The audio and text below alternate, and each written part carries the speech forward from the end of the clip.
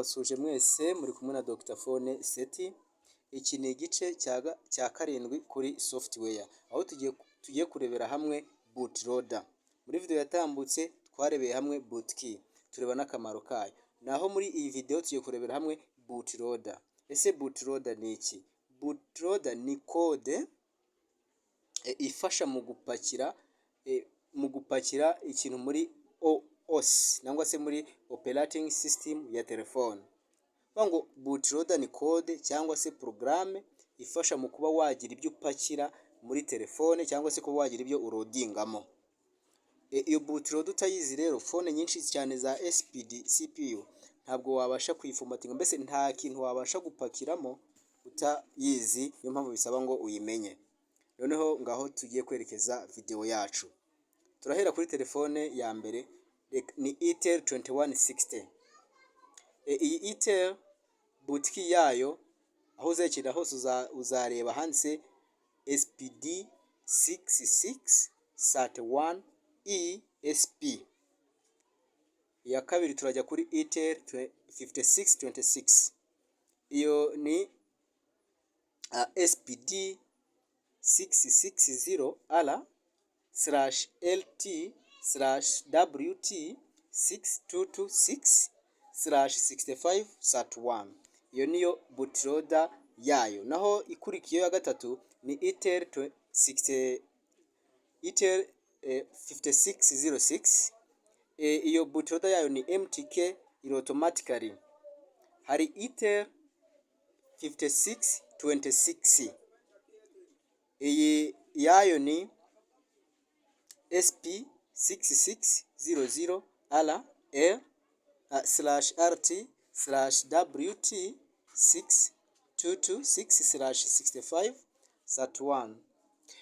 Naho hakabayo bita Kigitel. Nayo ni SPD kuba yizi.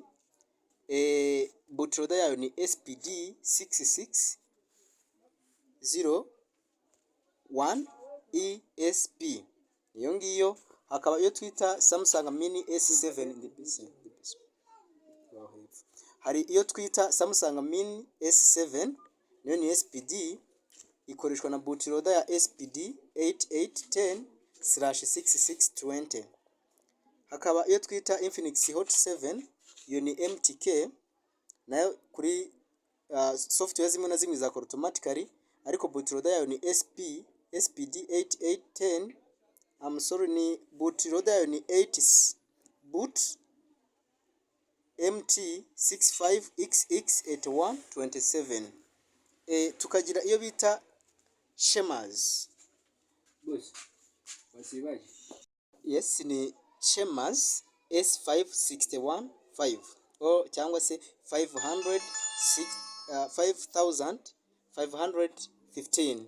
Iyo nayo ni muri phone za gatushe zidakunze kuboneka cyane. Bootloader yayo ni SPD 660/LT/WT6226/6531. Tukagira iyo bita Itel A510. Iyo ni MTK. Bootloader yayo ni 8 boot MTK MT65XX8/8127. Tukagira iyo bita Itel 5081. Iyo bootloader yayo ni SPD 660/RT/WT/62226/6531.